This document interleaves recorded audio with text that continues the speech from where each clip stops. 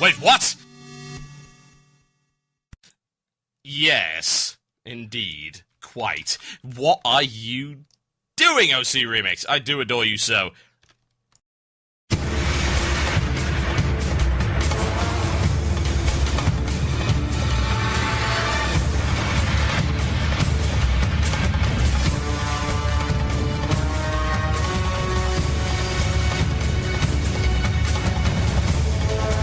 Yes, indeed, folks, you are listening to Blue Please right here on CynicalBrit.com with myself, Total Biscuit.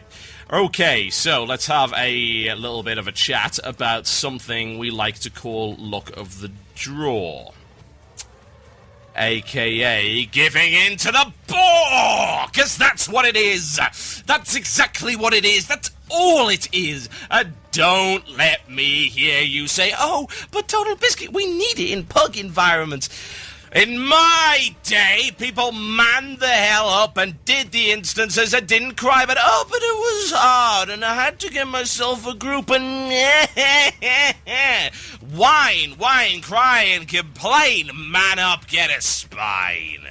That's exactly the kind of thing that we used to do back in the day, yes, indeed. I can tell you for a fact that our hands were made of steel. Yes, and our balls were made of stone. Yes, they were. Because that's what you needed. That is what you needed, folks. God, that is what you needed. I remember the days. Does anyone have the key? Does anyone have the key for that one and only dungeon we like to call UBRS? It's a 15-man. It's not a 10-man with your wimps. Oh, no, it's a 15-man. Yes, I remember the days when Strato was a 10-man. Oh, yes, it was for a while. Back in those days, we didn't cry and complain. No, indeed, we just learned how to do the bloody bosses. How hard can it be? One has to wonder. How hard can it be? Evidently, it's now very, very hard. Because, of course, they introduced something called the Dungeon Finder, which I still believe is a great innovation. I do believe this. I do. You know, people might say, well, Total Biscuit, back in the day when they brought the Dungeon Finder in, when he said it was one of the best things they'd ever done, have you gone back on that? No, I have not. I still think it is one of the best things they've ever put in the game. From a technical perspective, unfortunately, it seems to me that it has affected, in quite a significant manner, the design philosophy of the team. Now, in theory, it shouldn't have affected the design philosophy at all, because it was a simple matchmaking system. I'd like to ask, ladies and gentlemen, I would like to ask, based on other games that have matchmaking systems, like, say, StarCraft 2 or now Heroes of Newerth, has the game got significantly easier as a result of having a matchmaking system? Have concessions been made to the fact that people cannot manage, they cannot handle it? The answer would be no. Of course, bear in mind that Heroes of Newerth has a casual mode, but you certainly do not have to play it. Absolutely not, and indeed, I don't believe it's ranked anyway, so there you go. Intriguing, is it not? Intriguing. Has StarCraft 2 been dumbed down for the masses, folks? Some Brood War pros will say yes, but others will say, well, no, not really. But the automatic mineral splitting, but the automatic surround, please. We are not, ladies and gentlemen, back in the 1990s. There are certain things that a modern RTS has to do, regardless of how retro-styling you happen to be. And let's be honest, StarCraft 2 is a relic of a bygone age. It's a good relic of a bygone age, but you can see how much of a throwback game it really is compared to modern RTS. Indeed, modern RTS barely even exists. Consider the releases in the past few years.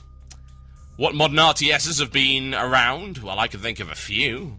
Dawn of War and Dawn of War 2, Company of Heroes, the relic style of RTS, as I like to call it, which of course also includes World in Conflict as a rather extreme example. It is a kind of RTS that minimizes resource management and maximizes small squad play based on terrain, angles, maneuvering, and movement.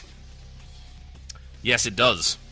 It is the kind of game where you click Build Soldier and it builds a squad of soldiers, as opposed to in one of those StarCraft 2 where you build Marine and it builds a Marine.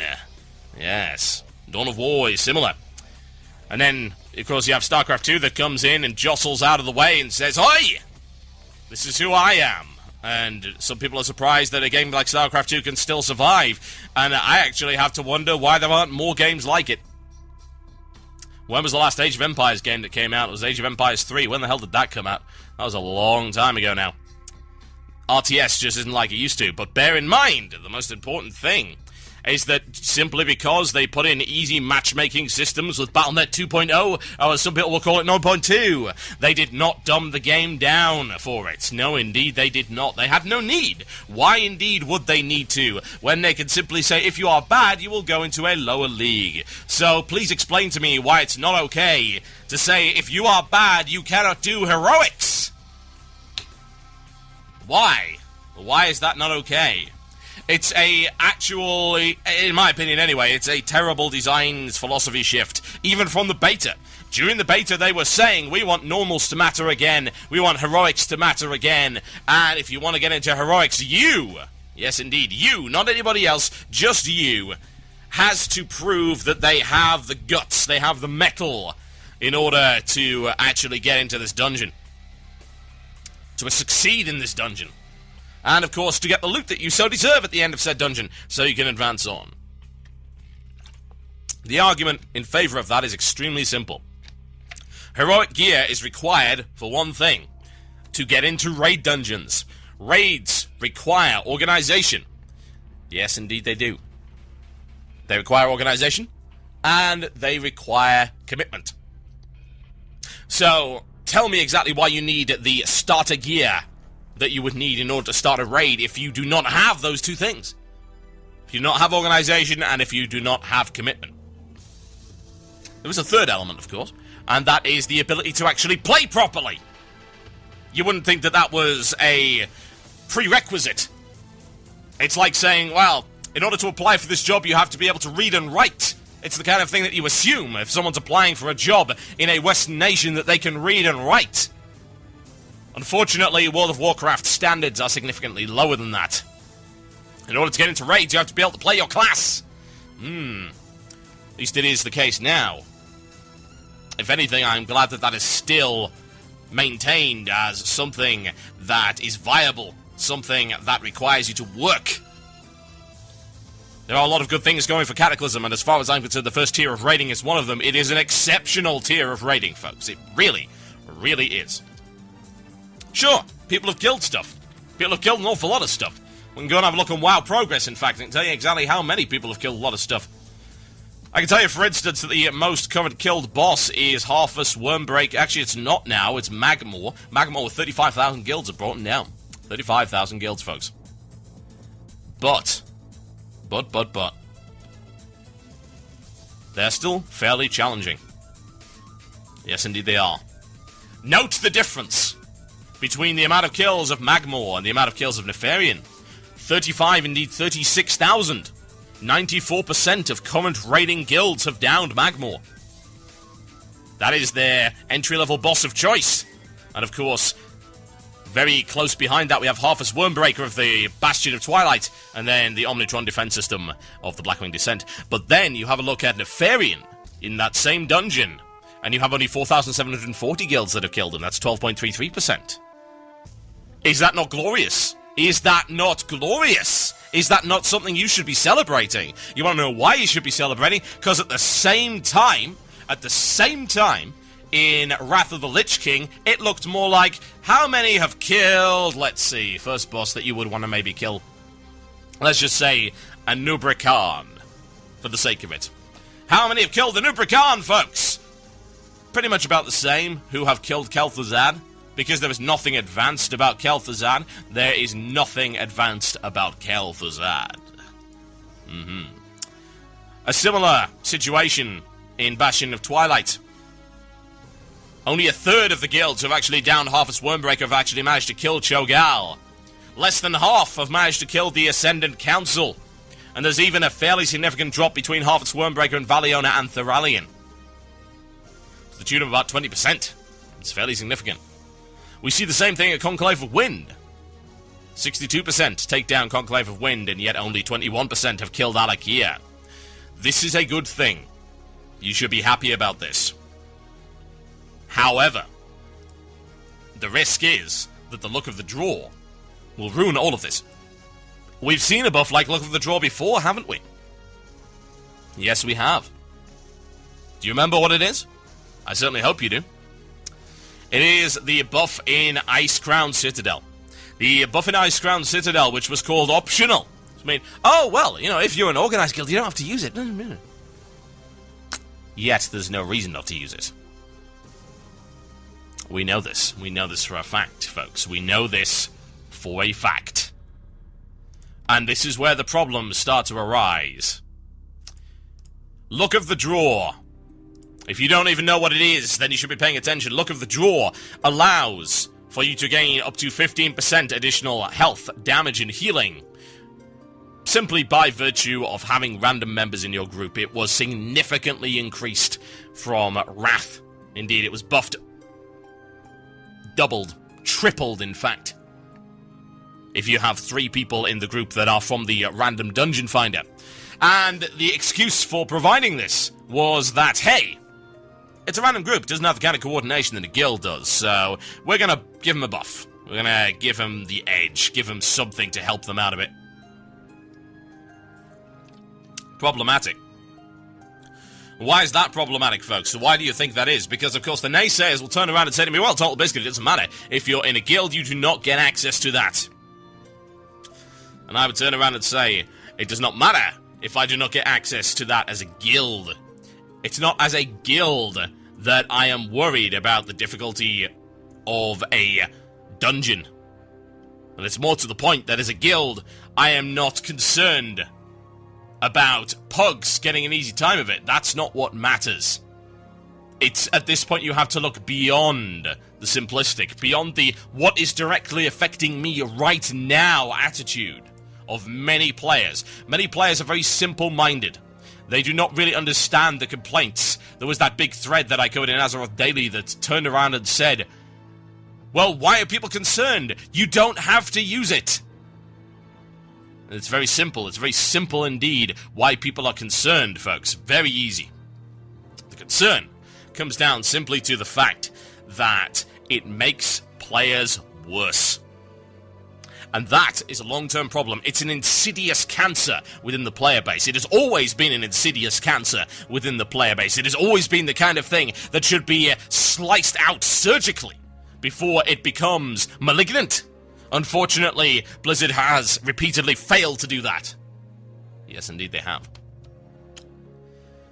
Because here's what happens.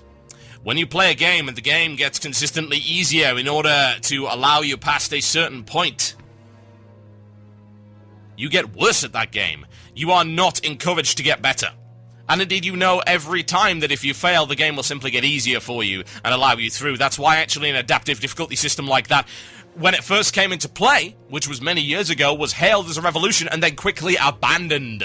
And indeed, any game that does not get progressively harder over time and does not encourage you to rise to the challenge of the content has been actually criticized for that very reason. I would provide you with examples. Yes, indeed, there are many of them, but I do not need to, because you probably know of very many games that do this. Incorrect difficulty curves. There are some games indeed that get harder every time you lose, and maybe that's a little bit extreme. But it comes down to the fact that what you do is you present somebody a wall. That wall is a certain height. And they are tasked with leaping over that wall, and if they at first do not succeed, you do not lower the wall. You maybe tell them, give them a few tips as to how they can get over that wall, but at the end of the day, they're left to their own devices in order to get over that wall, and eventually, I believe that they will. However, if you make it known that it is okay for them not to cross that wall, it is okay, they will get their wall lowered if they just wait long enough, then you encourage a lax attitude. And this spreads throughout the community and throughout the player base like a cancer. And what that then causes is a snowball effect. And that snowball effect, as we saw in Wrath of the Lich King, is that enough pressure will cause Blizzard to back down. And not just pressure, folks, statistics. They look at numbers, and they see people failing, and they view this as a problem. They view this as, oh, we must allow people to see all of the content. And how long, I might add, how long until that gets through to raiding? Because we saw it in Wrath. We saw that Blizzard are willing and able to reduce the quality of the content in order to allow people to, quote, see it. And that's exactly what's going to be happening. Exactly what will happen, folks. People will be giving a leg up once again when the Firelands comes out, as we saw with the badge system. And that, indeed, in combination with Luck of the Draw, and in combination with the nerfs to Heroics, says one thing to me. Blizzard are once again not concerned with encouraging their player base to get better. They will carry them. They will give them the tools that they need in order to cross that wall. They will give them climbing ropes, folks. They will give them a damn elevator. Because all they want is for people to cross the wall. They do not care about how it's done. And then one has to wonder just how worthwhile that crossing was in the first place. My name is Total Biscuit. You are listening to the one and only Blue Please right here on CynicalBrit.com. Would you like some Evergrey? You certainly would. It's called Broken Wings, and I'll be right back after this. Enjoy.